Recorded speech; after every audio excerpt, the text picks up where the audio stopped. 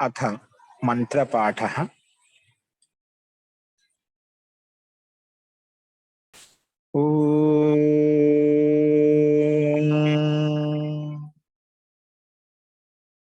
सहनाववतु सहनौ भुनक्तु सह वीर्यं करवावहै तेजस्विनावधीतमस्तु मा विद्विषावहै। ओम शांति शांति शांति। सर्वेभ्यो नमः। अंदरिकी नमस्कारम अंडी। మనం ఆత్మనే పద ప్రకరణం చెప్పుకుంటున్నాము. ఎక్కడెక్కడ ఏ ధాతువుల చేత ఆత్మనే పదం వస్తుంది. నిన్న అనోద కర్మకాత్ అనే సూత్రం చెప్పుకున్నాము. విభాష విప్రలాపే అనే సూత్రం కూడా చెప్పుకున్నాము. తో నేను చెప్పిన పాఠంలో ఎవరికైనా సందేహం ఉంటే చెప్పండి.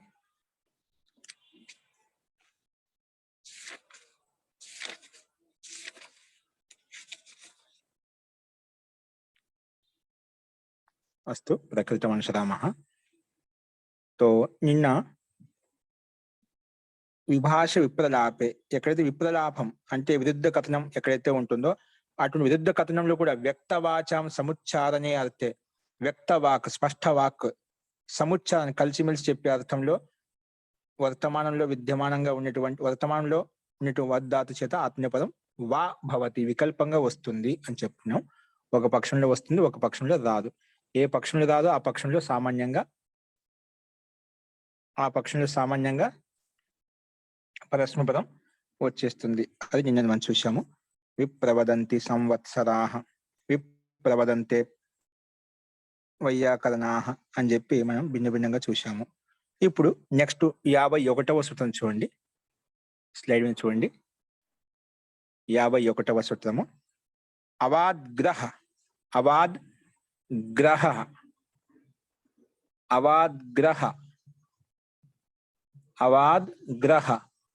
అవాద్ పంచమి భక్తి ఏకవచనము గ్రహ గ్రహ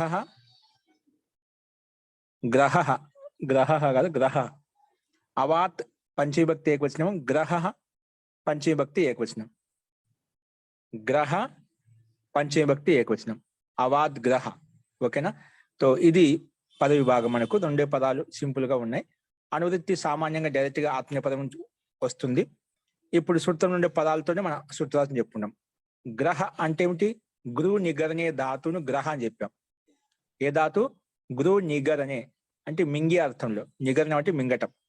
గురు నిగరనే తుదాదో పఠ్యతే. ఈ గురు నిగరనే అనే ధాతు ఏ గణంలో ఉందంట? తుదాదో పఠ్యతే. తుదాది గణంలో తుదాది గణంలో చెప్పబడింది అన్నమాట. అక్కడ చదవబడింది. పఠ్యతే అక్కడ చెప్పుకున్నామట. గురువు నిగరనే తుదాదో పఠ్యతే, ఆ తుదాది గణంలో ఉందంట. తస్య ఇదం గ్రహణం, ఆ తుదాది గణంలో ఉండే ధాతువుకి గ్రహించబడింది. అంటే ఇలా ఎందుకు చెప్పాల్సి వచ్చింది అంటే వేరే గణంలో కూడా ఈ గురువు నిగరనే గురువు ధాతు ఉంది. ఆ ధాతువు స్వీకరించకూడదు. తుదాది గణంలో ఏదైతే గురువు నిగరనే ధాతు ఉందో అది మాత్రమే స్వీకరించాలి. అందుకోసమే స్పష్టంగా ఇక్కడ చెప్పాడు. గురువు నిగరనే తుదాదో పట్టితే తుదాదిలో చెప్పబడింది. తస్య దానికి ఇదం గ్రహణం. తస్య ఇదం గ్రహణం. ఇక్కడ సూత్రంలో గ్రహ అంటే తుదాది గణంలో ఉండే గురువు నిగరనే ధాతు మాత్రమే తీసుకోవాలి. వేరే గణంలో ఉండే ధాతు గురువు నిగరనే ధాతు తీసుకోకూడదు. గురు ధాతు తీసుకోకూడదు. ఓకే, అస్తు. ఇప్పుడు దీని సూత్రాలు చెప్తున్నాడు. అవాత్ గ్రహ. అవ అంటే అవపూర్వాక్, అవ ఉపసర్గం. అవపూర్వాత్ అంటే అవపూర్వంలో ఉన్నటువంటి గురు నిగరనే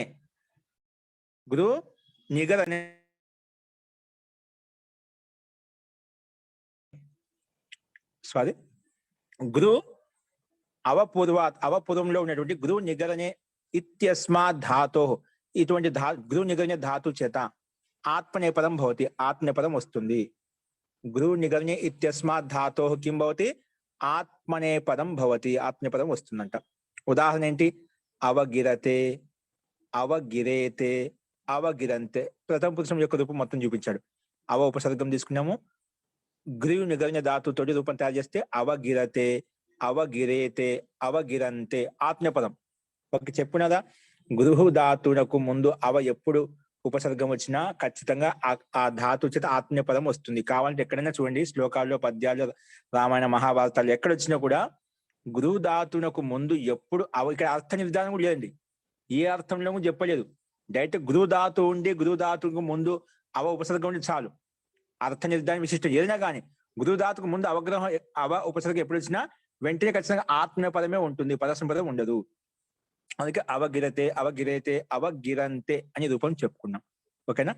సో అవగిరతే అంటే మింగటం చెప్పాం కదా, మింగుతున్నాడు, వాళ్ళిద్దరు మింగుతున్నారు, వాళ్ళందరూ మింగుతున్నారు. సహ అవగిరతే, తౌ అవగిరేతే, తే అవగిరంతే, అలాగా అన్వయం చేసుకుంటాం. ఓకేనా? సో గిరతే రూపం ఎలా అవుతుంది? గురువు నిగరణ ధాతు కదా, ముందుగా భూవాదయో ధాతవ ప్రకారంగా ధాతు సంధ్య, ధాతు అధికారంలోకి వెళ్ళిపోతాం. వెళ్ళిపోయిన తర్వాత వర్తమాన లట్ ప్రకారం లట్ వస్తుంది. గురువు లట్, ఇక్కడ అనుబంధ లోపం ఏం లేదు కాబట్టి డైరెక్ట్ అట్లా పెట్టుకున్నాం. గురువు లట్, లట్కి అనుబంధ లోపం. గురువు ల్ లకార స్థానంలో ఏ అర్థంలో వచ్చింది? లహ కర్మని భావే చాకర్మ కేభ్య అనే సూత్రం ప్రకారంగా లకారము కర్తరి అర్థంలో వచ్చింది. కర్తం చెప్పడం కోసం వచ్చింది. ఏమొచ్చింది? కర్తం చెప్పడం కోసం వచ్చింది. ఓకేనా? సో కాబట్టి అవ గృ ల్ ఏమొచ్చింది? అవ గృ ల్ లకారం పొల్లి వచ్చింది. ఆ లకార స్థానంలో మొత్తం 18 ప్రత్యయాలు వచ్చాయి. 18 ప్రత్యయాలను 2 భాగాలు చేసిన పరస్మ పదము, ఆత్మీయ పదం చెప్పి ఆ రెండిట్లలో ఏం తెచ్చుకోవాలి అంటే ఇప్పుడు ఈ సూత్రం వచ్చి చెప్తుంది. ఏం చెప్తుంది? అవాద్గ్రహ, అవపూర్వ గ్రహ ధాతువు ఎప్పుడు వచ్చినా ఆ ధాతువు పక్కన ఎల్లప్పుడూ ఆత్మీయ పదంలోనే ప్రతి తెచ్చుకోవాలి అని చెప్పింది. అందుకే ఇక్కడ ఈ ప్రకృతి సూత్రం ప్రకారంగా ఈ సూత్రం వచ్చేసి ఆత్మీయ పదం చేస్తున్నాం అన్నమాట. ఆత్మీయ పదం చేసింది కాబట్టి ఆత్మీయ పదం ఏం తెచ్చుకోవాలి? అక్కడ 9 వచ్చాయి. మనకు లక్ష్య సిద్ధి లక్ష్యానుసారంగా అవగిరతే కాబట్టి ప్రథమ పురుషం ఏకవచనంలో ఏకవచనం తెచ్చుకుంటాము. ఏకవచన ప్రత్యయం తా తెచ్చుకుంటాము. సో గురు తా లటాస్థానం తా వచ్చిందన్నమాట. తా రాగానే ఇదే గణం చెప్పిన తుదాది గణంలో ఉంది కాబట్టి తుదాదిభ్య షహ, షప్ రాకుండా తుదాది గణంలో ఉండే ధాతుల చేత ఎల్లప్పుడూ షప్క అపవాదము తుదాదిభ్య షహ ప్రకారంగా షహ వస్తుంది. కాబట్టి గురు షా త, గురు షా త. షకారానికి అనుబంధ లోపం చేస్తే ఏమవుతుంది? లషక్వత ద్వితీయ ప్రకం ఇత్ తస్సు లోప అదర్శనం లోప. ఇక్కడ ఆ మిగులుతుంది. ఏం మిగులుతుంది? ఆ మిగులుతుంది. తుద్దు ఆ, తుద్దు ఆ, తుద్దు ఆ త. ఏంటిది? గురు కదా, గురు ఆ త కదా. సారీ, గురు ఆ త. ఓకేనా? గురు ఆ త, గురు ఆ త. ఇప్పుడు ఈ స్థితిలో రీత ఇద్ధాతో అనే సూత్రం వచ్చేసి ఇత్ ఆదేశం చేస్తుంది రుకార స్థానంలో. రుకార స్థానం ఇత్ చేసుకుంటా వచ్చిన వెంటనే నువ్వు రుకార స్థానంలో గుణం చేసుకో, వృద్ధి చేసుకో, ఏం చేసుకో. రుకార స్థానంలో ఎప్పుడు అను ప్రత్యాహారం వచ్చినా కూడా ఏం చెప్పానండి? రుకార స్థానంలో ఎప్పుడు గుణం గాని వృద్ధి గాని ఎవరిని చేసుకో. రుకార స్థానంలో ఆ గాని, ఈ గాని, ఊ గాని, ఆ, ఈ, ఉన్, ఈ 3 అక్షరాలు ఏ అక్షరం వచ్చినా కూడా ఏం చెప్పాను? ఉదన్ రపర అని ప్రత్యాహారం. అని ప్రత్యాహారం అక్షరాలు ఆ, ఈ, ఉన్ 3 అక్షరాలు ఉన్నాయి.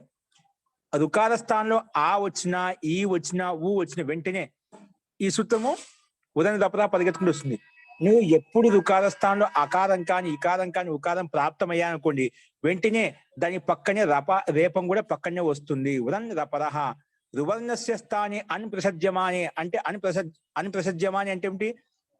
అన్ని ప్రత్యాహారంలో ఉన్నటువంటి వర్ణాలు ఏవి? ఆ, ఈ, ఊ ఎప్పుడు ప్రాప్తమైనా రుకార స్థానంలో ఆ, ఈ, ఊ ఈ 3 వర్ణాల్లోంచి ఎప్పుడు ప్రాప్తమైనా అప్పుడు ఉదన్ రపరహ అనే సూత్రం వచ్చేసి వెంటనే ఆ అక్షరానికి పక్కనే రేపాన్ని తెలుస్తుంది. ఆ వస్తే ఆకి పక్కన రేపం తెలుస్తుంది. ఈ వస్తే ఈకి పక్కన రేపాన్ని తెలుస్తుంది.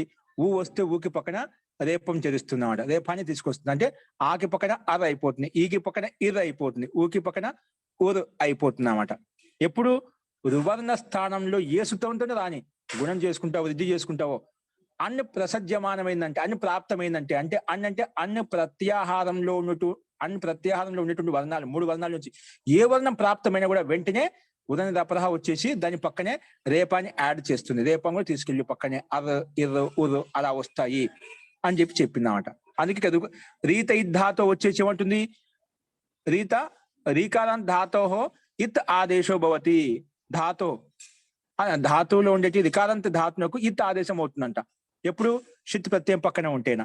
ఇక్కడ రుకారం ధాతువునా ఉంది, ఇక్కడ మనకు రుకారం ధాతు ఉంది కాబట్టి ఇత్ అని చెప్పాం, ఇత్ అవుతుంది చెప్పినాం. గురువులో ఉండి రుకారం ఉంది, ఆ ధాతు కూడా ఆ గురువులో ఉండే రుకారం ఇత్ చేస్తా అనగానే రుకారం ఏం ప్రాప్తమైంది, రీత ఇద్ధాతో తోటి ఇత్ ప్రాప్తమైంది. ఇత్ అంటే ఇకారం ప్రాప్తమైంది కదా, తకారం అనుబంధ లోపం, ఈ ప్రాప్తమైందా. అట్లా రుకార స్థానంలో ఆ ఈ ఊ ఈ 3 అక్షరాలలోంచి ఏ అక్షరం వచ్చినా వెంటనే వస్తారు. రువర్ణస్థ స్థానే అన్ప్రసజ్యమానే, రువర్ణ స్థానంలో ఎప్పుడు అన్ప్రసజ్యమానం ఎప్పుడు ప్రాప్తమైన వెంటనే ఉదంగ్ రపరహ వచ్చేసి ఏం చేస్తుంది, రపరహ. రువర్ణస్య స్థానే అన్ప్రసజ్యమానే రపరో భవతి, రకారంలో పక్కనే వస్తుంది ఆ వర్ణానికి. ఆ ప్రత్యాహారం ఉన్నటువంటి వర్ణానికి పక్కన ర పరో భవతి, రకాలం పరంగా వస్తుంది. అర్థమైందా. ఇక్కడ గురువు స్థానంలో ఏమొచ్చింది, ఈత్ వచ్చింది. గురువు స్థానం ఈ చేస్తాను కానీ వెంటనే ఏమైపోయింది, గీ వచ్చింది కాబట్టి వెంటనే ఉదయం దపరా వచ్చేసి దాని పక్కనే ఈకి పక్క రేపని చేస్తుంది. దానికి గిర్ అయిపోయింది అనమాట. ఏమైపోతుంది, గిర్. గురువు అనేది ముందు ఈ అయిపోయింది, ఈ రాగానే ఉదయం దపరా వచ్చేసి రకాలను పరంగా చేర్చింది. దానికి గిర్ షా ఆ త, గిర్ ఆ త. షకారం గడి మొదలు లోపిస్తే ఆ మిగిలింది కదా, ఆ అకారము రాల కలిపేస్తే గిరా త అయిపోయింది, గిరా త. మట్టిత ఆత్మనే పదానం తేరే ప్రకారంగా ఆత్మనేపద ప్రత్యయం తకారంలో ఉండే ఆకారానికి ఏత్వం చేసుకుంటేనా గిరతే అనే రూపం మనకు సిద్ధిస్తుంది. స్పష్టమైంది అనుకుంటే అందరికి ఈ రకంగా మనం అర్థం చేసుకోవాలి. అలాగే ద్వివచనంలో గిరేతే ఎలా వస్తుంది, గిరేతే. బహువచనంలో గిరంతే. ఓకేనా, ఈ రకంగా అర్థం చేసుకోవాలి. ఓకే సరే, ఇప్పుడు చూడండి, ఇది అందరికి అర్థమైందండి మహోదయ. ఇక్కడ ద్వివచనంలో ద్వివచనం ఉంది కదా, ద్వివచనం గిరి అయితే ఏంటండి, దాని మీద రకారం మీద ఏకారం ఎలా వస్తుంది మహోదయ. రకారమేనా, గిరేతే అవగిరేతే. ఒకటి గిరతే, రెండోది గిరేతే. చూడండి ఎలా వస్తుందంటే చూద్దాం. గి ఇక్కడ రాస్తున్నాను చూడండి. గిరి ధాతు ఏ ధాతు, ఇక్కడ గీ పెట్టకూడదు మనం, ముందు గురువు ధాతు ఏ ధాతు. ఏమి నాకు కనిపించట్లేదు మహోదయ. ఇప్పుడు కనిపిస్తుందా, కనిపించట్లేదు. ఇప్పుడు కనిపిస్తుంది మహోదయ. గురువు పక్కనే వస్తుంది. ఇప్పుడు పరస్మయ పదం ఏకవచనంలో తా తెచ్చుకున్నాము. ఇప్పుడు గిరైతే ద్వివచనం ఆత్మనేపథ్య ప్రక్రియ నడుస్తుంది. ఏమొస్తుంది, తా ఆతాం వస్తుంది. ఏమొస్తుంది ద్వివచనంలో ప్రత్యయం, ఆతాం. ఏమొస్తుంది, ఆతాం వస్తుంది. ఆ స్థానంలో ద్వివచనం ప్రథమ ద్వివచనంలో ఆతాం ప్రత్యయం వస్తుంది, గురు ఆతాం. ఓకేనా. ఇప్పుడు మధ్య షా వస్తుంది, గురు షా ఆతాం. ఓకే, గురు షా ఆతాం. ఇప్పుడు షా కనుమద లోపం చేయండి, ఆ మిగులుతుంది, గురు ఆతాం. ఇక్కడ ఈ సూత్రంలో ఆతాం ఉంది కదా, ఆతోంగిత. ఏ సూత్రం, ఆతోంగిత అనే సూత్రం వచ్చేసి పై రాశాను. ఆతోంగిత వచ్చి ఆ స్థానంలో ఈ ఆదేశం చేస్తుంది. ఈ చేస్తుంది ఆ స్థలం ఈ చేస్తుంది. ఈ ఆకు మాత్రమే ఆతాంలో ఉండే ఆకారానికి ఈ ఆదేశం అవుతుంది. పక్క తాను ఎలా ఉంటే అలా ఉంటుంది, దాన్ని ఏం చేయమనం. ఓకేనా, గురు ఆ ఈ తాం. ఓకేనా, గురు ఆ ఈ తాం. ఈ ఎలా వచ్చింది, అది ఇప్పుడు సూత్రం చెప్పారు కదా, అతోంగిత. ఆతోంగిత. తొంగిత ఆతోంగిత. సార్వధాతుకం ఇది. ఆతం ఏంటి? సార్వధాతుకమా ఆర్ధాతుకమా? ఆతాము సార్వధాతుకం ఆచార్య. సార్వధాతుకం. సార్వధాతుకం. ఆర్ధధాతుకం కదా. తింగిషిత్ సార్వధాతుకం కదా, ఇది తింగి కదా మహోదయ. తింగి ఎక్కడ ఉందండి? టిప్ తస్ జీ షిప్ తస్ థా మిప్ వస్ మస్ ఎక్కడ రాలేదు? ఆతాము తాతాం జా వచ్చింది కదా. తింగిలేగా మహోదయ ఇవి. ఇవి తింగిలే కదా, మొత్తం 18కి తింగి అని పేరు. ఓకేనా? సో అందులో ఉంది కాబట్టి దీనికి సార్వధాతుకం పేరు. సార్వధాతుకం 18 కాబట్టి ఏ సార్వధాతుకం ఇది? అపిత్ సార్వధాతుకం, పిత్ సార్వధాతుకం ఇది. అపిత్ సార్వధాతుకం. అపిత్ సార్వధాతుకం. అపిత్ పిత్ లేదు, పక్కన గిత్తి చేయలేదు అనమాట. అపిత్ సార్వధాతుకం కాబట్టి అపిత్ సార్వధాతుకం కాబట్టి వెంటనే సార్వధాతుకం అపిత్. అపిత్ సార్వధాతుకం గిత్తువత్ భవతి అని చెప్పి ఆతం గిత్తువత్ చేసింది. అంటే గకారం ఇత్తి చేసినట్టుగా భావిస్తాం మనం. చేసుకున్నాం మన కార్యసిద్ధి కోసం, లక్ష్య సిద్ధి కోసము దాన్ని గిత్తువత్ చేసుకున్నాం, లేకపోయినా చేసుకున్నాం పైనుంచి. గిత్తువత్ చేసాం కాబట్టి ఆతోంగిత అని సూత్రం వచ్చేసి గిత్ సార్వధాతుకం పక్క గిత్ సార్వధాతుకస్య ఆకారస్య ఈ ఆదేశో భవతి. ఈ సూత్ర సంఖ్య చెప్పగలరా మహోదయ? సూత్ర సంఖ్య ఏంటండి? సూత్ర సంఖ్య. సూత్ర సంఖ్య తర్వాత చెప్తాను.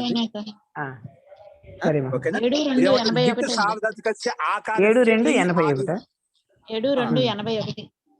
చూడండి, ధన్యవాదాలు. 7-2-82. ఇది వచ్చేసి ఆ స్థానంలో ఈ ఆదేశం చేస్తుంది. ఓకేనా? ఓన్లీ ఆకారానికి మాత్రమే. తాం ఎలా ఉందో పక్కనే పెట్టుకున్నాం. కనిపిస్తే గురు ఆ ఈ తాం. ఇప్పుడు ఈ స్థితిలో యకారం పొల్లు ఉంది కదా పక్కన, దాని పక్కన హల్లు ఉంది కాబట్టి లోపో వ్యోరు వలి. వలి పరత యకారస్య వకారస్య లోపో భవతి. వలి పరత వల్ ప్రత్యాహం వర్ణం పక్కన ఉంటే ముందు యకారానికి లేదా వకారానికి, ఇక్కడ మనకు వకారం లేదు, యకారం ఉంది కదా. యకారస్య వలి పరత వల్ ప్రత్యాహం వర్ణం ఉంటే అంటే వల్ తాంలో తాన్ని వలి ప్రత్యాహం వస్తుందా? అయ్యవతిలో ఉండే వాణించి మొదలుకొని లాస్ట్ వరకు, అంటే మధ్యలో తా వచ్చింది, కా ఫ చ ట తా వచ్చింది కదా. తకారం వలి పక్కన ఉంది కాబట్టి లోప వ్యోధి వలి వచ్చేసి ఈ యకారాన్ని లోపం చేస్తుంది. ఏం చేస్తుంది? లోపం చేస్తుంది. యకారం లోపం అయిపోతుంది. అప్పుడు ఏమవుతుంది? ఏం మిగులుతుంది మనకు? ఏం మిగులుతుంది ఇప్పుడు? ఆ ఈ తాం. ఇప్పుడు గురు ఆ ఈ తాం. ఓకేనా? ఇప్పుడు మళ్ళా పూర్వవర్తి ఇక్కడ మనకు ఏది రీత ధాతో అని సూత్రం వచ్చేసి గురువుకి ఏం చేస్తుంది? ఈ చేస్తుంది. రీత ధాతు వచ్చి చేస్తుంది మనకు రీత ధాతు పైన చెప్తున్నాం కదా. అది మనకు మన ధాతుకు ఏదైతే ఉందో గిరి చేస్తుంది. ఏం చేస్తుంది? గిరి అయిపోతుంది. ఏమవుతుంది? సహాయం చోట గిరి అయిపోతుంది. గురువు అనే గిరిగా అయిపోతుంది. ఓకేనా? అప్పుడు గిర్ ఆ ఈ తాం. గిర్ ఆ ఈ తాం. ఓకేనా? ఇన్ని వచ్చేసాయి. ఇప్పుడు గిరి కదా, గిరిలో రేపు హలంతా ఆ కలిపేసేయండి. ఆ కలిపితే గిరా ఈ తాం. ఓకే?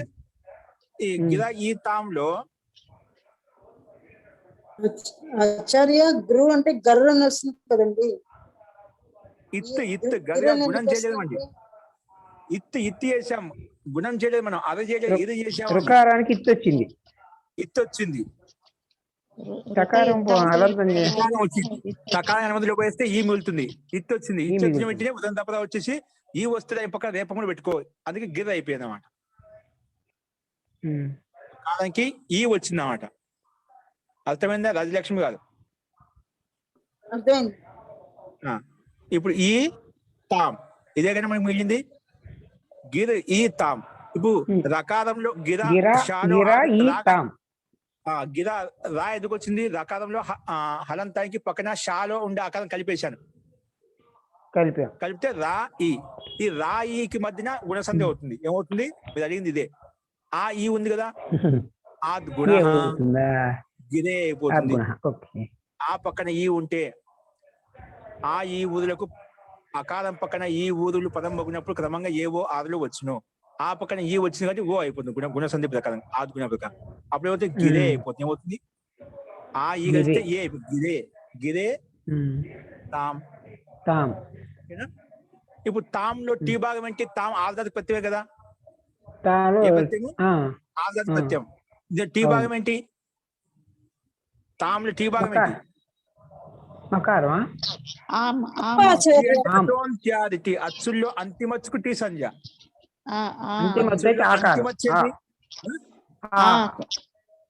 ఆ పక్కన ఉండే తాం అంటే రెండో అచ్చు కనిపించే అంతిమచ్చు అదే ఉండాలి. దాని ముందు మకారం పొల్లి అది తీసివేసుకుంటామట. అంటే రెండో అచ్చు కనిపించిన తర్వాత కూడా అదంతా అంతిమచ్చు కింద తీసేసుకుంటామట. అది ఆమ్లో అంతిమచ్చు అన్నమాట. తాంలో ఆమ్ భాగము టీ భాగం. ఆమ్ అనేది టీ భాగం అన్నమాట. ఎందుకంటే అంతిమచ్చే ఉండే అంతిమచ్చు అదే. వ్యంజనాలు తీసుకోవాలి మనం, వ్యంజనాలతో పని లేదు. అంతిమచ్చు ఉండాలి, అదే అంతిమచ్చు ఉండాలి. పక్కన వ్యంజనాలు అంతిమచ్చు కనిపించేంత భాగం అంటే దానికి అంతిమచ్చు కింద తీసేసుకుని మనం దాని టీ భాగం టీ అని పేరు పెట్టుకుంటాం. అచోంత్యాది అచ్చులలో అంతిమచ్చుకు టీ సంధ్య. అది అంతిమచ్చు తాలు ఉండే ఆ టీ, అది అంతిమచ్చుగా దానికి టీ అని పేరు పెట్టాం. కానీ దాంతో పాటు ఉన్న మకాలం పుల్లు వచ్చేసింది అన్నమాట. అందుకే ఆమ్ భాగానికి టీ భాగం పేరు పెట్టాం. కాబట్టి దానికి హిత ఆత్మనే, నువ్వు టీ అని పేరు పెట్టావో హిత ఆత్మనే పదానాం తేరే వచ్చేసి ఆ టీ భాగానికి అంటే ఆమ్ భాగం ఏ చేస్తుంది. ఆమ్ భాగం ఏ చేస్తే తా పొల్లి మిగులుతున్నామట. తాములో ఆమ్ చేసాం, ఆమ్ కి టీ సంధ్య కాబట్టి టీ భాగం ఏ కాలం చేస్తాం. ఏస్తే ఏమవుతుంది? అప్పుడు గిరేత్ ఏ అంతేనా? గిరేత్ ఏ గిరేత్ తా హలంతా ఉంటుంది. పక్కన ఆమ్కి ఏం చేసాము? ఏ చేసాం. ఏ చేసాం టిత ఆత్మని పదాన్ని చేద్దాం. ఈ తా పుల్లు వాటి ఏ కలిపండి. ఏ కలిపితే గిరేతే. ముందు ఉపసర్గ యాడ్ చేసుకోండి. అవగిరేతే. ఓకేనా? ఓకే అండి. అలాగే అవగిరంతే సేమ్ ఇదే విధంగా అవగిరంతే. ఇక్కడ ఏం లేదు, గురు షప్క ఆ అంత ఆదేశం అవుతుంది మహోదయ. ఇక్కడ అంత ఆదేశం జోంత అంత ఆదేశం అవుతుంది. అంత ఆదేశం ఏం లేదు, సింపుల్ గా సామాన్యంగా కలిపేస్తాం అంతే. కాబట్టి ఒకటి వస్తుంది ఏంటి? అతో గుణం వచ్చేసి పదోపం చేస్తుంది. ఎందుకు షాలో కూడా ఆకారం ఉంది కదా, గిరా అవుతుంది. గిరా ప్లస్ అంతే జోంత అంత వచ్చింది కదా. అంతలో ఉండే ఆకారానికి టీ భాగంకి ఏ వేస్తాము, ఏ అయిపోతుంది, అంతే అయిపోతుంది. ఇప్పుడు గిరా అంతే రెండు ఆకారాలు ఉన్నాయి కాబట్టి సమంద్రిక సంధి చేయకుండా ఒకటి పదోపం చేసుకుంటే గిరంతే అవగిరంతే అలా వచ్చేస్తుంది. ఓకేనా? సరే మహోదయ, అర్థం. ఈ రకంగా మనం అర్థం చేసుకోవాలి. సో అర్థమైంది అనుకుంటే చూద్దాం. ఓకే అండి, నెక్స్ట్ చూడండి. నెక్స్ట్ వచ్చేసి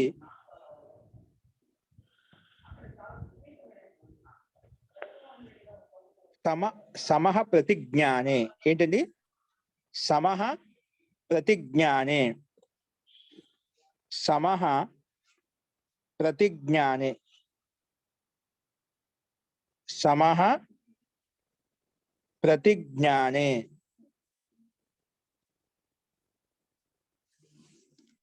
సమః పంచమీ విభక్తి ఏకవచనము, ప్రతిజ్ఞానే సప్తమి విభక్తి ఏకవచనం. సప్తమి విభక్తి ఏకవచనం అంట. అనువృత్తి ఏంటి? గ్రహ.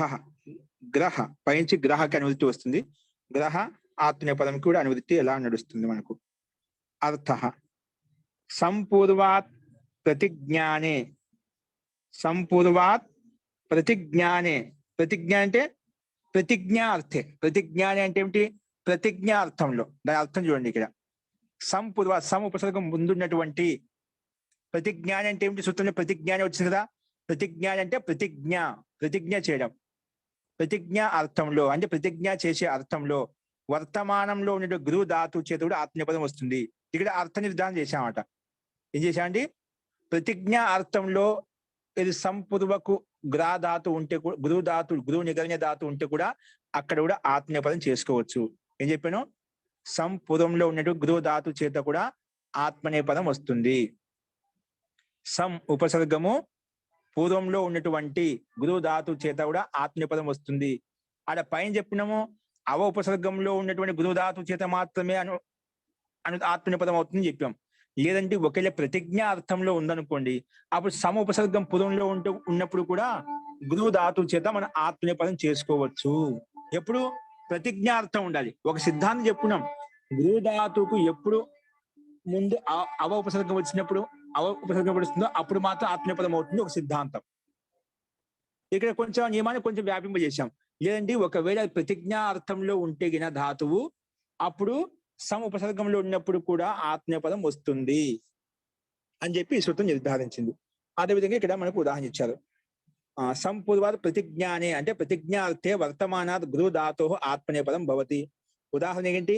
శతం సంగిరతే, నిత్యం శబ్దం సంగిరతే. ఇవి ఉదాహరణ. శతం సంగిరతే, శతం సంగిరతే అంటే ఏంటి? 100 రూపాయలు సంగిర తీసుకుంటున్నాడు.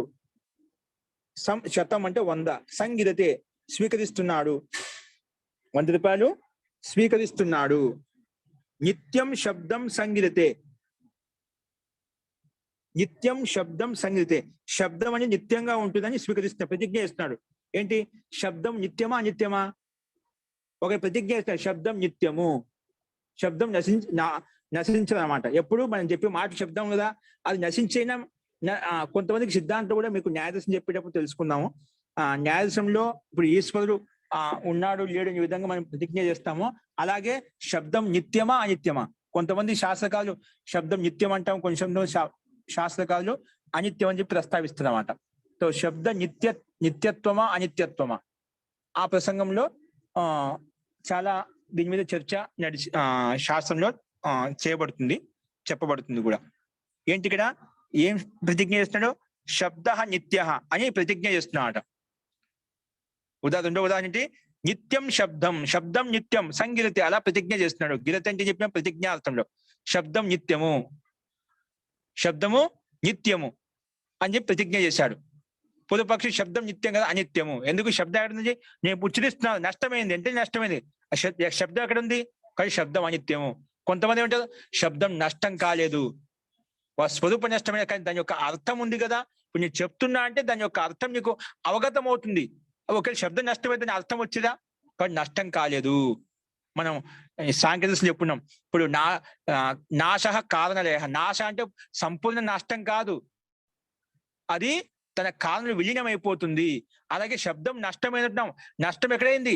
నష్టమైనది స్వరూపంలో ధ్వని రూపంలో నష్టమైంది, కానీ అది మూల రూపంలో సూక్ష్మ రూపంలో ఆకాశంలో విద్యమానంగా ఉంది. ఎందుకంటే శబ్దం యొక్క గుణము ఆకాశం యొక్క గుణం కదా. శబ్దం ఎక్కడ ఉంటుంది? ఆకాశంలో ఉంటుంది. గంధం ఎక్కడ ఉంటుంది? పృథివిలో ఉంటుంది. గంధం ఎక్కడ ఉంటుంది? పృథివిలో ఉంటుంది. గంధ గుణం ఏంటి? పృథివీకి. శీతత్వం ఎక్కడ ఉంటుంది? నీటిలో ఉంటుంది. ఉష్ణత్వం ఎక్కడ ఉంటుంది? అగ్నిలో ఉంటుంది. అలాగే శబ్దం ఎక్కడ ఉంటుంది? ఆకాశంలో ఉంటుంది. కాబట్టి సూక్ష్మంగా తన కాలంలో విలీనమై ఉంది. శబ్దం నేను ఉచ్చరిస్తున్నాను, ఒక శబ్దం తర్వాత ఒక శబ్దం శీఘ్రంగా ఉచ్చరిస్తున్నాను, అది నష్టం అవుతుంది. ఇంకో శబ్దం ఉచ్చరిస్తున్నాను, అది మన నష్టం అవుతుంది. ఇంకో శబ్దాన్ని కంటిన్యూగా ఉచ్చరిస్తున్నాను, కానీ నష్టమైంది. కాబట్టి నష్టం అవుతుంది చెప్పి కొంతమంది సిద్ధాంతులు ఇది శబ్దం అనిత్యము అని చెప్పి చెప్తారు. ఏంటి? నష్టం కాలేదు, నష్టమైతే అర్థబోధన కాకూడదు, కానీ మనకు అర్థం అవగమనం అవుతుంది.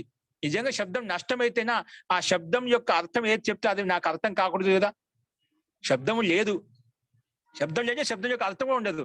అది నష్టమైందంటే దాని అర్థం కూడా మాకు అవగమనం కాకూడదు, కానీ అవగమనం అవుతుంది. కాబట్టి శబ్దం నిత్యం ఇది ప్రతిజ్ఞ అని ఇది ప్రతిజ్ఞ చేస్తామన్నమాట. ఓకేనా? సో ఈ విషయంలో చాలా పూర్వపక్ష చాలా రోచకంగా దాన్ని ఖండిస్తాడు, సిద్ధాంతిని ప్రయత్నం చేస్తాడు. శబ్దం అనిత్యం అనేది న్యాయదర్శనంలో ఇది తర్క వితర్కవాదం అంతా కూడా అక్కడ విపులంగా వివరంగా బాగా ఇవ్వబడింది. మస్తు. సో ఇక్కడ ఏం ప్రతిజ్ఞ చేశాడు? శబ్దం నిత్యము అని చెప్పి ప్రతిజ్ఞ చేస్తున్నాడు. చాలా మంది అంటుంటామండి ఈ విషయంలో, భగవద్గీత విషయంలో, వేదాలు మొత్తం గుంజయమానంగా ఉండే 4 వేదాలు సస్వర పాఠము ఆకాశంలో ప్రజ్వనిస్తుంది. చాలా మంది వైజ్ఞానికులు, నాసా కింద వాళ్ళు ఈ వైబ్రేషన్స్, ఈ ప్రపంచం, ఈ బ్రహ్మాండంలో ఓంకార ధ్వని ప్రజ్వనిస్తుంది. ఓంకారం ఎల్లప్పుడు అది ప్రతిధ్వనిస్తుంది. ఏదో ఒక ఒక గతి నడుస్తుంటే ఒక ధ్వని వస్తుంది, సూక్ష్మంగా ఉంటుంది అన్నమాట. అది ఇప్పుడు ఏదైనా మా శరీరం నడుస్తుందంటే మీరు కాల్ చూసుకోండి, మనం ఒక యంత్రం ఏదైనా ఒక ఇంజన్ స్టార్ట్ అయితేనా ఏముంది, అదే సూక్ష్మంగా సౌండ్ పెద్ద రాకపోవచ్చు, కానీ ఒక గతి ఉంటుందన్నమాట. అలాగే గతి మనకు కనిపిస్తూ ఉంటుందన్నమాట. గతి ఎలా కనిపిస్తుంది? మనం మన చెవులను 2 చేతులను మనం రెండు వేళ్ళను మన చెవుల్లో పెట్టుకోండి, చెవుల్లో మూత వేసుకోండి. అప్పుడు ఒక తెలియని వైబ్రేషన్స్ చిన్నగా సౌండ్ వస్తుంది. కానీ ఇప్పుడే గమనించండి, ఏదో అది సముద్రంలో అలల్లాగా లేదంటే ఒక రకమైన భిన్నానుభూతి కలుగుతున్నాం అంటే ఏదో ఒకటి కంపనం చేసినట్టుగా. కాబట్టి చెవుల్లో చెవులు పెట్టుకుని చూడండి, ఒక గతి ఎక్కడైతే ఉంటుందో అలా కంపనం వస్తూ ఉంటుంది అన్నమాట, వైబ్రేషన్స్ వస్తూ ఉంటాయి అన్నమాట. కాబట్టి అట్లా ఈ బ్రహ్మాండంలో కూడా ఈ శబ్దాలు నష్టం కావు, అలాగే ఉంటాయి. కాబట్టి శబ్దం నిత్యమైంది అని చెప్పి ప్రతిజ్ఞ చేస్తున్నాడు. ఓకే, సందర్భాన్ని బట్టి ఇక్కడ చెప్పాను. అది మనకు కేవలం ఈ అర్థం ప్రతిజ్ఞా అర్థంలో ఉన్నప్పుడు కూడా సమ ఉపసర్గం అనేది ముందున్నటువంటి గురు ధాతు చేత కూడా ఆత్మీయ పదం వస్తుంది అని చెప్పి ఇక్కడ మనకు రూపసిద్ధి ఇచ్చారు. అందులో మనకు సంగీరతే శబ్దంలో ఆత్మీయ పదం వచ్చిందా లేదా గమనించాలన్నమాట. పైన చెప్పిన విధంగానే ఇక్కడ కూడా మనం గిరతే శబ్దం పైన చెప్పిన విధంగా ఇక్కడ రూపసిద్ధి కలుగుతుంది. కాబట్టి సమ్ అనే ఉపసర్గం కాబట్టి ఉపసర్గానికి మౌనుస్వార ప్రకారంగా హలి పరత పదాంతస్య మకారస్య అనుస్వారాదేశో భవతి అంటుంది. అనుస్వారం వచ్చిన తర్వాత అనుస్వారస్య ఏయి పరసవర్ణ ప్రకారంగా ఏమవుతుంది, పక్కనని గా ఉంది గిరతే గకారం అంటే కవర్గం యొక్క అక్షరం. కాబట్టి అనుస్వారానికి కవర్గం యొక్క పంచమాక్షరం గకారం వస్తుంది, అందుకే సంగిరతే అయిపోయింది. ఓకేనా, సంగిరతే, శతం సంగిరతే, నిత్యం శబ్దం సంగిరతే. ఓకేనా, ఈ రకంగా ఈ సిద్ధి మనం అర్థం చేసుకోవాలి. అస్తు, ఇందులో ఒక సందేహం ఉందా?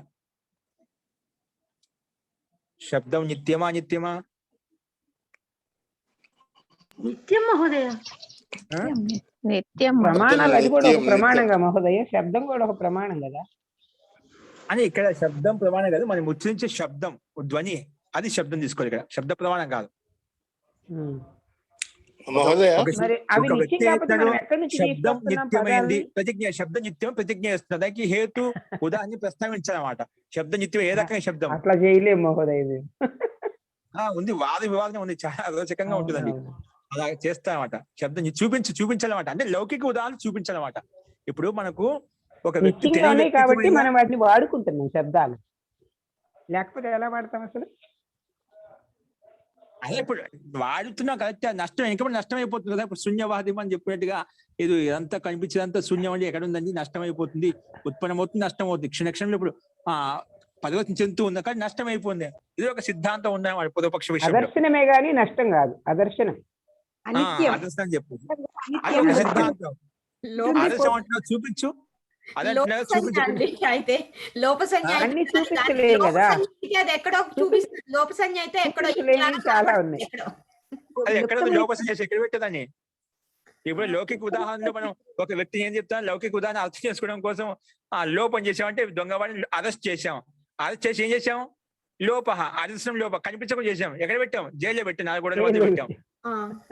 చనిపోలేదా, నష్టమైందంటే నష్టమైనా చనిపోలేదు, 4 గోడల మధ్య ఉన్నాడు. అలాగే ఇక్కడ కూడా ఆకాశంలో ఉండిపోతుంది అంటున్నారా మీరు? ఇది శబ్దం ఇంకెక్కడన్నా ఉండి, ఇప్పుడు నాకు మీరు మాట్లాడారు, అది ఇంకెక్కడికో వెళ్ళిపోయి ఎక్కడో ఉంటుందనా? అది ఎక్కడ ఉంటుంది అది చెప్తుంది. నష్టమైంది కదా అంటున్నా, నష్టమైంది కదా ఎక్కడ ఉంటుంది, శబ్దం అనిత్యము, ఆకాశంలో ఉంటుంది మహోదయ. అయిపోతుంది. ఆకాశంలో ఉంటుంది మహోదయ. ఆకాశంలో ఎక్కడ ఉందండి, కనిపించాలి కదా. ఉంటే ఎక్కడ కనిపిస్తుంది, శబ్దం అంతటా కనిపిస్తుందా? ఉంది, ఆకాశం అంతటా ఉంది. ఆకాశం అంతటా వ్యాపించి ఉంది, కానీ శబ్దం ఎక్కడ వ్యాపించింది, కనపడదు కదండి. ఇక్కడ ఉందా? నేను దొంగవాడిని చూపిస్తున్నా, దొంగ జైల్లో ఉన్నాడు, 10 చోట చూపిస్తున్నాను. లోపం చేశాం కదా, అక్కడ చూపిస్తున్నాను, జైల్లో ఉన్నాడు. అది శబ్దం చూపించిన ఆకాశంలో మీద ఎక్కడ చూపిస్తారు?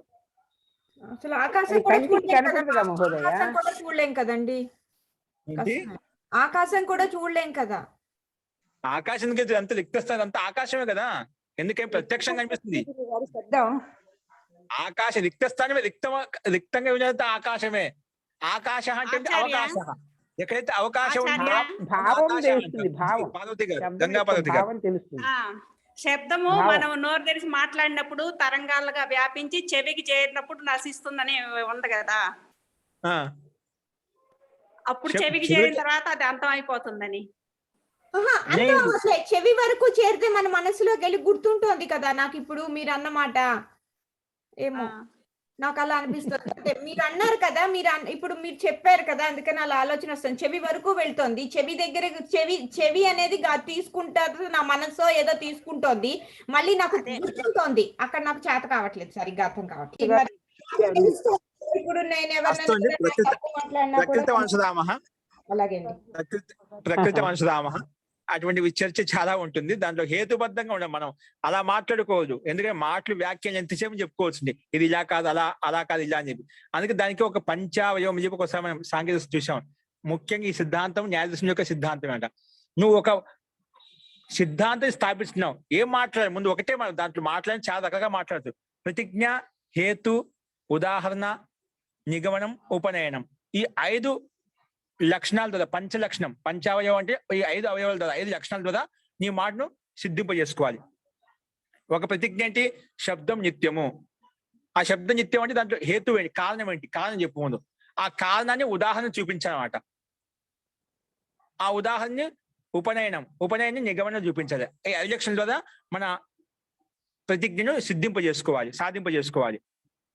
ఒక పక్షి శబ్దం నిత్యం కాదు, అనిత్యము. శబ్దం అనిత్యము. అనిత్యం అంటే ఏ రకంగా? ఇప్పుడు చూడు, గొడవ ఉత్పన్నం నష్టమైంది, అనిత్యం కాబట్టి మనకు కనిపించదు, నష్టం ఏం పెడతా కనిపించదు, అందుకే శబ్దం కనిపించలేదు. అలాగా పంచావయవాల ప్రకారం మనం సిద్ధాంతం స్థాపించుకోవాలన్నమాట. అది ఎలా, ఏ విధంగానే మనకు న్యాయదర్శనంలో జస్ట్ మీకు నమూనా ఇలా ఉంటుంది చూపించాను. అస్తు, ఇక్కడ విషయం కాదు, మనం మన ప్రకృతి అనుసరామ. మధ్యలో మనకు శాస్త్రాలు కంటిన్యూగా మనకు క్రమంగా నడుస్తాయి కాబట్టి అన్ని దర్శనాలు అక్కడ చూద్దామండి. అస్తు మహోదయ, సోమనాథ్ గారు, ప్రతి వారిలో అజపం అని అది 24 గంటలు బ్రతుకున్నంత కాలం జరుగుతుంటదండి ప్రతి వాళ్ళలో. జపం అంటే ఏది? జపం సోహం, హంస జపం, సోహం. గాలి తీసుకునేటప్పుడు మళ్ళీ గాలి వదిలేటప్పుడు సోహం అనేది ప్రతి వాళ్ళల్లో ఎవరైతే ఈ ప్రాణవాయువుని తీసుకుని వదులుతున్నారో వాళ్ళందరిలో జరుగుతుంది అని శాస్త్రాలు చెప్తున్నాయి. అదే మన భావన, అలాగా మనం ప్రయత్నం చేస్తుంటాం కాబట్టి అలా చెప్తామండి. ఖచ్చితంగా అలాగే ఇప్పుడు దానిని మనము అది ఒక ప్రతిజ్ఞ ఉంది కాబట్టి ఆ ప్రతిజ్ఞని మనం ఈ గిరతలో పెట్టుకోవచ్చు కదండి. ఆ ఉదాహరణను మనం ప్రతిజ్ఞ రూపంలో సాధ్యకోట్లో ఉంది. ప్రతిజ్ఞ రూపంలో చూపించలేము, సాధ్యకోట్లో ఉంది. అది శబ్ద ప్రమాణంగా తీసుకొని చెప్పాలి. శాస్త్రాలన్నీ అజపాజపం జరుగుతుందని శాస్త్రాలు ప్రతిజ్ఞ చేస్తున్నాయి. చెప్పు, ఏ శాస్త్రం ప్రతిజ్ఞ చేస్తుంది? ఆ ప్రతిజ్ఞ చెప్పాలి. ఏ వేదం చెప్పింది, ఏ బ్రాహ్మణ గ్రంథం చెప్పింది, ఏ దర్శన శాస్త్రం చెప్పింది, ఈ మనకి ప్రమాణ గ్రంథాలు కదా. ఏ మంత్రం చెప్పబడింది? సోహం. ఇది వ్యాఖ్యానం, అందరికీ అర్థంగా సామాన్య ప్రజలు అర్థం చేసుకోవడానికి ఇది ఒక ప్రక్రియ, ఒక విధి, ఒక ప్రకారం అన్నమాట. అంతవరకు తీసుకోవాలి, ఇది ప్రమాణంగా తీసుకొని కాదు. అర్థం చేసుకునే ప్రక్రియ మంచిదే. సోహం, శ్వాస తీసుకునే ఓంకారంతో తీసుకుంటాము, శ్వాస వదిలితే ఓంకారం అంతో వదిలిస్తామంట. ముందు ఓతో పైకి తీసుకెళ్తాం, అమ్మని కింద వదులుతామంట. అంటే సోహం అది నేనే అనుకుంటా. మన భావన ఎలా భావనాత్మకంగా ఎలా భావన పెట్టి చేస్తామో అదే విధంగా మనకు కనిపిస్తూ ఉంటుంది అన్నమాట. అది నీవు తెలుసుకున్నా తెలుసుకోకపోయినా అది జరుగుతుంది. ఆ జపం మాత్రం జరుగుతుంది ప్రతి వాళ్ళలో అని చెప్తుంది. మరి శతం సంగిరతే అన్నప్పుడు 100 రూపాయలు తీసుకున్నాడు అన్నప్పుడు అక్కడ ప్రతిజ్ఞ ఉన్నప్పుడు మరి సోహం ఎందుకు ప్రతిజ్ఞ కాదండి? లౌకిక వ్యవహారం. 100 రూపాయలకే 100కే అది ప్రతిజ్ఞ అంటున్నారు కదా. సంగ్రహిస్తున్నాడు, ప్రతిజ్ఞ చేస్తాను, 100 రూపాయలు తీసుకున్నా దాని ప్రతిజ్ఞ చేస్తున్నాడు, 100 రూపాయలు తీసుకుంటాను, నువ్వు ఈ పని చేస్తే అలాగే ఇక్కడ అంటే ఎక్కడిక్కడ దానికి సంబంధం మనకు అక్కడ అటాచ్మెంట్ చేయడానికి కాదన్నమాట. అక్కడ సోహం అనేది అక్కడ జరుగుతుంది, దీనికి దానికి ప్రతిజ్ఞ ఏంటి, సంబంధం ఏంటి ఇక్కడ రెండింటికి మధ్య? ఇక్కడ సామాన్య 100 రూపాయలు నువ్వు పని చేస్తున్నాను, 100 రూపాయలు నీ దగ్గర ప్రతిజ్ఞ చేస్తాను, 100 రూపాయలు తీసుకున్నా ఖచ్చితంగా, ఈ పని చేశాను 100 రూపాయలు తీసుకుంటాను. అవును, నేను చెప్తాను, నాకు లోపల సోహం జపం జరుగుతుంది, నేను కూడా చెప్తున్నాను. ఇప్పుడు ఆయన 100 రూపాయలు తీసుకుంటాను అని 100 రూపాయలు తీసుకుంటాను అని ఒక ఆయన చెప్తున్నాడు. ఇది ప్రత్యక్ష సిద్ధం. సోహం అవుతుంది, నువ్వు చెప్తున్నావు, నేను చెప్తున్నా నాకు అలా అనిపించలేదు, నాకు ఇంకో రకంగా అనిపిస్తుంది, ఇంకో అతను అంటాడు. 100 రూపాయలు కూడా ఆయన వరకే కదండి. ఆ 100 రూపాయలు మొత్తం అందరికీ కాదు కదా. ఆ తీసుకునేవాడే ప్రతిజ్ఞ చేస్తున్నాడు, 100 రూపాయలు అని ప్రతిజ్ఞ చేస్తున్నాడు. అట్లాగే నేను ప్రతిజ్ఞ చేసుకుంటున్నాను, వ్యక్తిగత ప్రతిజ్ఞ ఎంజాయ్ చేసుకోవద్దు. దానివల్ల మనకు ఉపయోగం ఏంటి? ఇప్పుడు నీకు మాట నీ ప్రతిజ్ఞ నీకు కరెక్ట్ అని ఇప్పుడు నాకు ప్రతిజ్ఞ నాకు కరెక్ట్ అనిపిస్తుంది.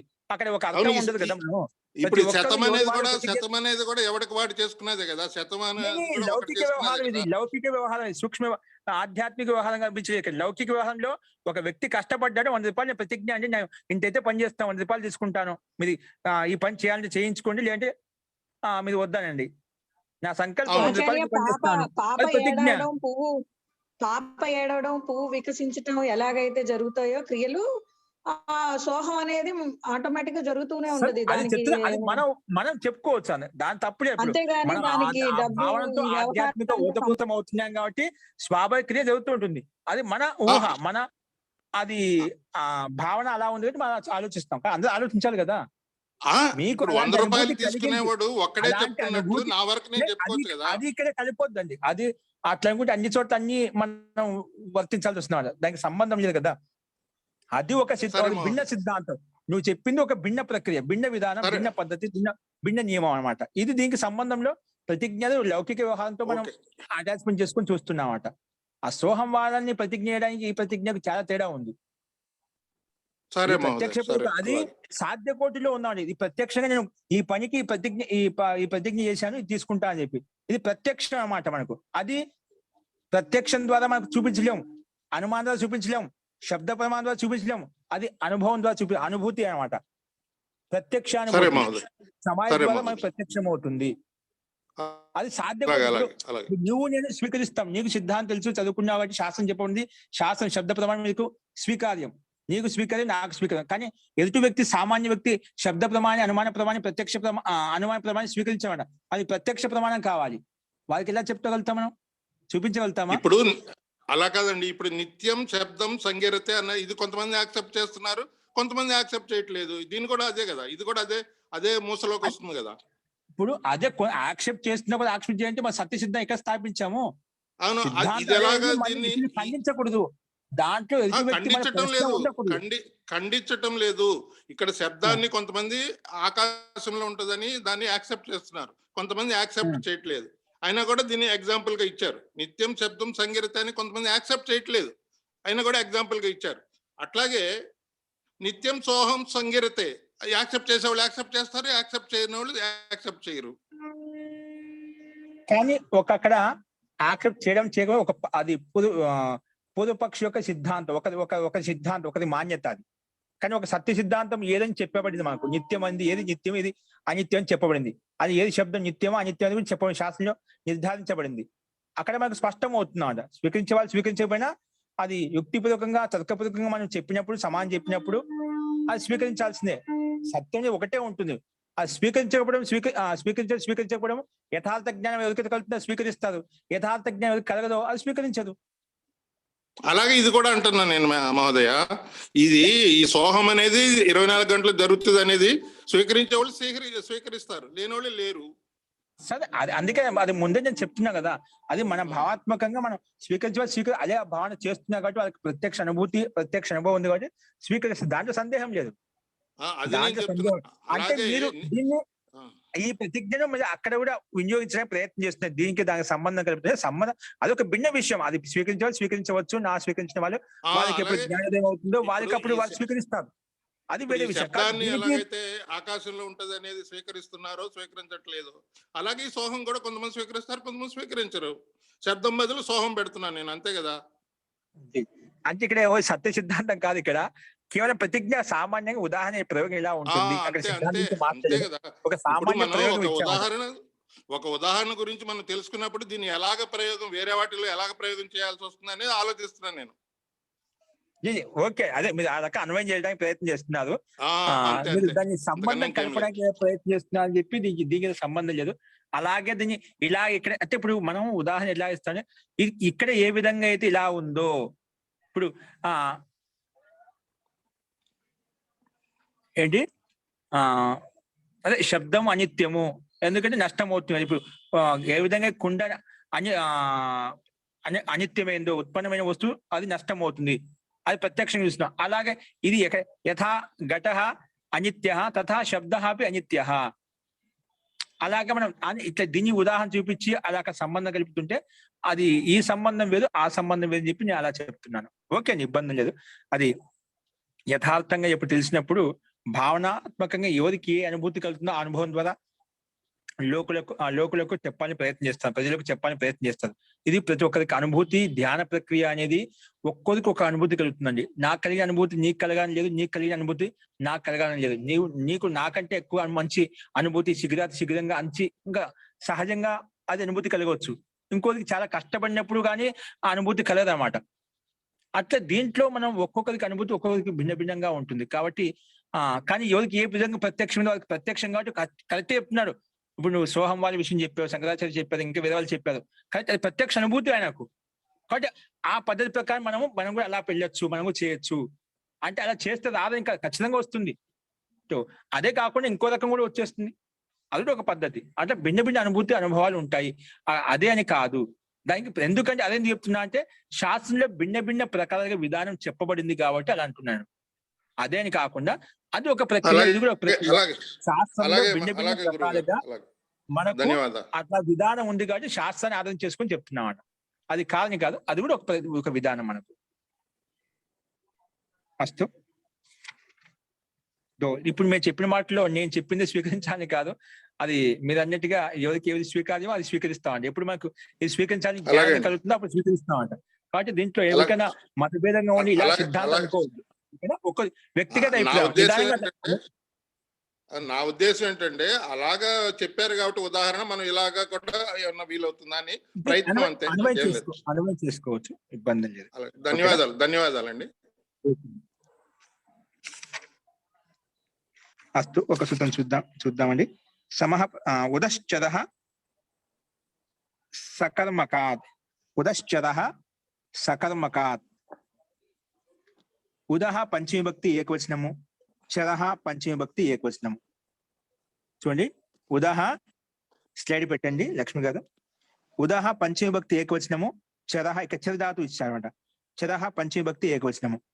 సకర్మకాత్ ఇది పంచమీభక్తి ఏకవచనం. ఈ సూత్రాన్ని మనం 3 భాగాలుగా 3 పదాలుగా విడగొట్టుకున్నాము. ఉదహ పంచమీభక్తి ఏకవచనము, చరః కూడా పంచమీభక్తి ఏకవచనము, సకర్మకాత్ కూడా పంచమీభక్తి ఏకవచనము. సమాసం ఏంటి? సహ కర్మణ ఇది సకర్మక, సహ కర్మణ ఇది సకర్మక. ఇక్కడ ఆద్గుణ వచ్చేసింది. సహ కర్మణ సహ సకర్మ, దాన్ని సకర్మక అంటామంట. సమాసంతో కప్పు చేస్తే సకర్మక అవుతుంది. సహ కర్మణ ఇది సకర్మక, తస్మాత్ సకర్మకాత్. పంచమీభక్తి తీసుకురాలి కాబట్టి సకర్మకాత్ అంటే కర్మతోటి ఉండేదాన్ని సకర్మ అంటాం. ఎక్కడ కర్మ ఉంటుందో దాన్ని సకర్మక అంటాం. కర్మతోటి ఏదైతే ఉంటుందో దానికి సకర్మ అంటాం. కర్మ ఎక్కడైతే ఉంటుందని అకర్మ అంటాం. అది ముందుకు చెప్పుకున్నాం, నా కర్మ అకర్మ అని చెప్పి. అస్తు. ఉద్ అనేది ఉపసర్గము, చరధాతు, ఈ 2 భిన్న భిన్నంగా ఉన్నాయి. దీన్ని ఏం చెప్పుకోవాల్సిన అవసరం లేదు. ఓకే. అనువృత్తి కేవలం ఆత్మీయ పదానికి అనువృత్తి వస్తుంది. ఇప్పుడు అర్థం చూడండి. ఉత్ పూర్వాత్ సకర్మకాత్ చరధాతో ఆత్మనే పదం భవతి. ఉత్ ఉపసర్గంలో ఉన్నటువంటి చరధాతు చేత కూడా ఆత్మీయ పదం వస్తుంది. కానీ ఉత్ ఉపసర్గంలో సకర్మక ధాతు అయి ఉండాలి. అకర్మక ధాతు కర్మ ఉంటే అటు కర్మతో యుక్తమైన ధాతు చరధాతు ఉంటే అటువంటి సకర్మకు చరధాతునకు ముందు ఉత్ ఉపసర్గం ఉంటే గిన అటువంటి ఉత్ ఉపసర్గంలో ఉన్న చరధాతు చేత కూడా ఆత్మనే పదం వస్తుంది. ఉత్ పూర్వాత్ సకర్మకాత్ చరధాతు, సకర్మకంతో యుక్తమైన చరధాతు ఏదైతే ఉందో అక్కడ ఆత్మనే పదం వస్తుంది అని చెప్పుకున్నాం ఇక్కడ. అదే విధంగా ఇక్కడ గేహం ఉచ్చరతే, గేహం ఉచ్చరతే. ఉత్ అనేది చకారం, తకారంకి పక్కన చకారం ఎప్పుడు ఇచ్చినా స్తోష్టునాష్టు ప్రకారంగా సంధి చేస్తే స్తుత్వ సంధి చేస్తే ఉచ్చరతే తకారం చవర్గంగా మారిపోతుంది. గేహం ఇది ఉపపదం అనమాట. ఉచ్చరతే, ఉచ్చరతే అంటే ఏమిటంటే అలాగా ఒప్పుకోవడం. గదికి బాత్ నా మానక చలా జాతా హై. గేహం ఉచ్చరతే, గదికి బాత్ అంటే ఇంటి యొక్క మాటని స్వీకరించకుండా వెళ్ళిపోవడం. దీన్ని గేహం ఉచ్చరతే. కుటుంబం ఉచ్చరతే, కుటుంబంలో చెప్పిన మాటలు వినకుండా వెళ్ళిపోవడం. కుటుంబం ఉచ్చరతే. గురువచనం ఉచ్చరతే, గురు చెప్పిన మాటను స్వీకరించకుండా వెళ్ళిపోవడం. దాన్ని ఉచ్చరతే అంటామంట. ఏంటిది? ఉచ్చ అంటే చెరగతవు ధాతు అన్నమాట. ఏంటి చరధాతు అంటే ఏ అర్థంలో ఉంది? గతి అర్థంలో ఉందంట. ఉచ్చరతే వెళ్ళిపోతున్నాడు. ఏంటి ఇంట్లో చెప్పిన మాట వినకుండా, పెద్దలు చెప్పిన మాట వినకుండా ఇంటి నుంచి వెళ్ళిపోతున్నాడు. కుటుంబంలో చెప్పిన మాట వినకుండా వెళ్ళిపోతున్నాడు. లేదా గురువు వచనం ఉచ్చరతే, గురువు చెప్పిన మాట వినకుండా కూడా వెళ్ళిపోతున్నాడు. ఓకేనా? ఇక్కడ అన్నిట్లో ఉత్తు చరతే యహా స్తోష్టు నాష్టు సే తకో తాకో చా హోకర్ ఉచ్చరతే బనా హై. తక్కానికి చక్రం అయిపోయి మనం చెప్పుకున్నాము ఉచ్చరతే అనే రూపం తయారవుతుంది. రూపసిద్ధి ఏం లేదు. చరధాతు ఇది షప్ వస్తుంది మధ్యలో, తా ప్రత్యయము. చర్ షప్ తా, షప్ కనుమద లోపం. చర్ ఆ తా కలిపితే చరత. ఇక్కడ వృద్ధి కానీ గుణం కానీ ఏం జరగలేదు. ఓకే, చర్ ఆ చరత టితాత్మనే పదానం టేరే ప్రకారం తకారంలో ఉండే ఆకారం ఏకారం చేస్తే చరతే అనే రూపం సిద్ధిస్తుంది. ఓకేనా? అస్తు, ఇందులో స్పష్టమైందండి. ఉచ్చరితే గేహం ఉచ్చరితే అంటే ఇక్కడ తాత్పర్యము చరగతౌ ధాతు గత్యర్థంలో ఉంది కాబట్టి కుటుంబంలో చెప్పిన మాట వినకుండా వెళ్ళిపోతున్నాడు. ఉచ్చరతే. ఓకేనా? ఉత్ ఉపసర్గం యొక్క కారణంగా ఇలా అంటే అర్థం వచ్చింది. ఓకేనా? ఉత్తు చరతే అనేది వెళ్ళిపోవడం అనే అర్థం తీసుకుంటున్నాం. అస్తు, నెక్స్ట్ ఇది సింపుల్ గా ఉంది, ఇది ఒకటి చూసుకోండి. సమస్తృతీయాయుక్తాత్ సమహ పంచమీభక్తి ఏకవచనం, తృతీయాయుక్తాత్ పంచమీభక్తి ఏకవచనం. తృతీయాయుక్తాత్ అంటే ఏమిటి? ఇక్కడ విడగొట్టారు సమాసం ద్వారా. తృతీయయుక్త తృతీయాయుక్త అంటే తృతీయ విభక్తితో యుక్తమైన దాన్ని తృతీయాయుక్త అంటాం. ఏమంటాము? తృతీయ విభక్తితో యుక్తమైన దాన్ని తృతీయాయుక్త అంటాము. అందుకే తృతీయాయుక్త తస్మాత్ తృతీయాయుక్తాత్